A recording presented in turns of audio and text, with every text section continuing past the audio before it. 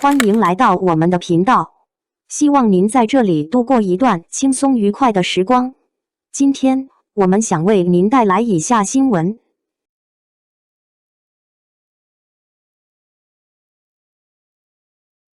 8年冰淇淋约定，从狼狈瞬间到顶流神话的温柔见证。8年前的首都机场，人来人往，灯光明亮，一切都如往常般匆忙而平静。就在那样一个再普通不过的时刻，一只抹茶甜筒突然从手中滑落，跌在地上，瞬间碎裂开来，狼狈得不成样子。镜头恰好捕捉到了这一幕，也捕捉到了那个少年略显错愕又带着几分委屈的表情。那一刻的他，还不是如今被无数闪光灯追逐的焦点，只是一个在公众视线中努力前行的年轻人。谁也没有想到，这样一个略带尴尬甚至有些黑历史的瞬间，会在之后的岁月里被反复提起，被温柔对待，甚至被赋予一种独特而持久的情感意义。而那个少年正是王一博。时间从2018年3月11日缓缓流淌至今，那只掉落在的冰淇淋仿佛被封存在记忆的琥珀之中，成为无数人共同守护的一个隐秘而温暖的符号。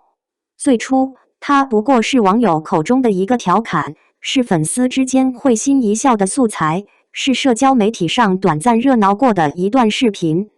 但随着时间推移，这个看似轻巧的梗却慢慢沉淀下来，在每一年的同一天被重新唤醒，重新演绎，最终演变成一种不言而喻的仪式感。它不再只是关于一只冰淇淋的故事，而成为一种关于陪伴、关于成长、关于双向奔赴的隐喻。每年的3月11日，互联网仿佛都会准时迎来一场盛大的冰淇淋雨。有人翻出当年的视频，配上熟悉的旋律，失恋阵线联盟，用略带戏谑却饱含情绪的文字重新讲述那个瞬间。有人则用创意将王一博的近照进行再加工，让他在不同的时空里重新拿起那只未曾吃完的甜筒。还有人悄悄在现实生活中发起行动，请身边的朋友吃一只冰淇淋，用一种极其生活化的方式参与这场集体记忆的重温。仿佛如果在这一天没有吃上一只甜筒，心里就会缺失些什么。这种行为看似简单，甚至略显幼稚，却恰恰因为它的笨拙与真实而显得格外动人。这种逐年累积的情感，让一个最初带着些许调侃意味的片段，逐渐转化为一种独特的文化符号。它像是一种只属于特定人群的暗号，不需要解释，也无需张扬，只要提起那只冰淇淋，所有人便能心领神会。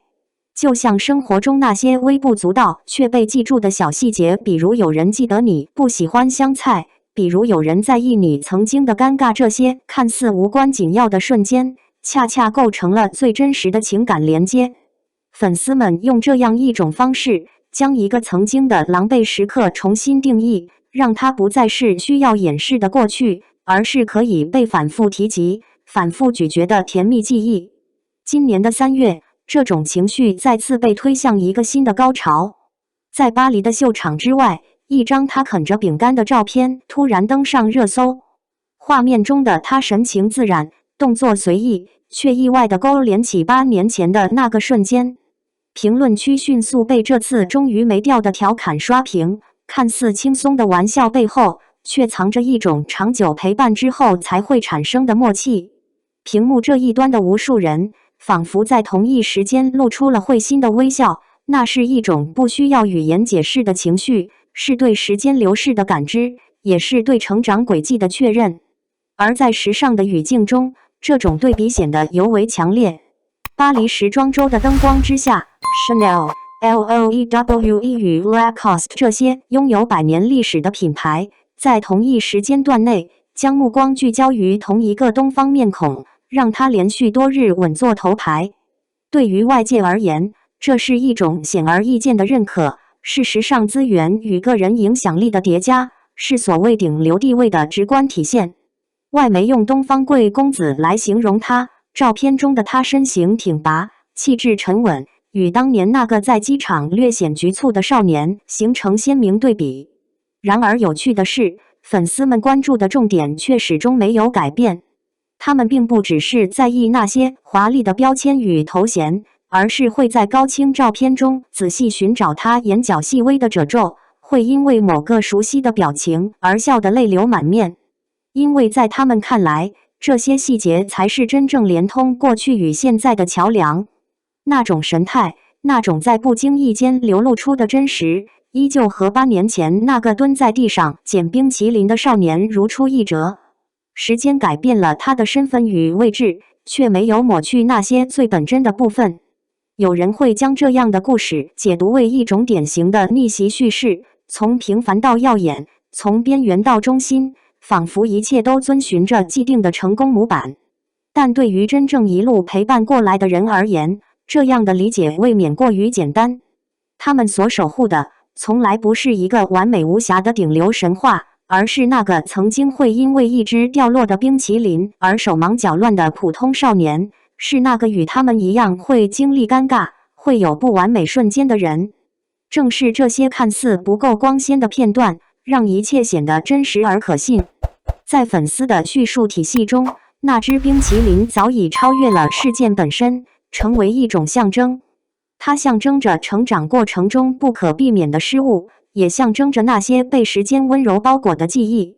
有人在相关话题中写道：“我们补的不是冰淇淋，而是8年来始终未曾说出口的你慢慢来，我们等你。”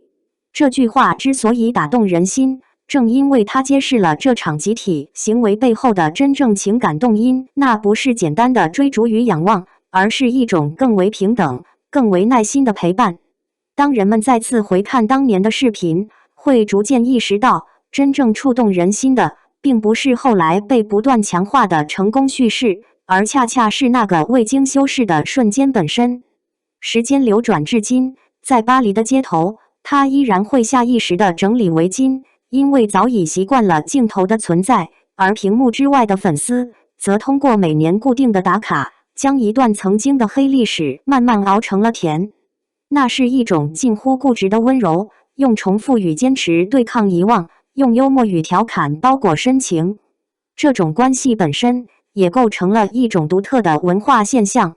在快速更迭的娱乐生态中，热点来得快去得也快，真正能够被反复提及并持续赋予新意义的内容并不多见。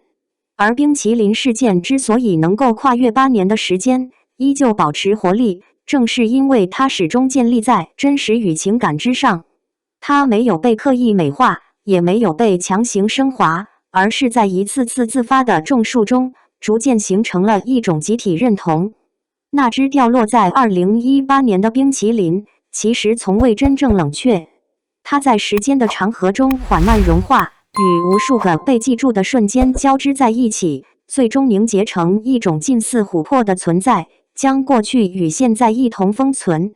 在这个意义上，它既属于王一博，也属于那些参与讲述与记忆的人。它见证的不只是一个人的成长轨迹，更是一种关系的建立过程。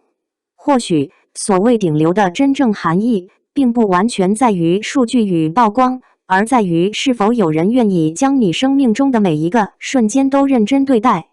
那些光鲜的舞台固然耀眼，但真正长久的是那些看似不起眼却被反复提起的小事。因为正是这些细节，让一个形象从符号变成了具体的人，让距离被一点点拉近。于是，当人们再次谈起那只冰淇淋时，已经不再只是笑谈一段往事，而是在重温一种关系，一种在时间中不断被确认的连接。他用最简单的方式给出了一个温柔的答案：真正的喜欢，从来不只是仰望高光时刻，更是愿意把你的狼狈与尴尬也一并珍藏。感谢观看视频。如果您觉得这条新闻对您有帮助，请记得点赞、评论并订阅频道。祝您生活充满正能量。再见，我们下个视频见。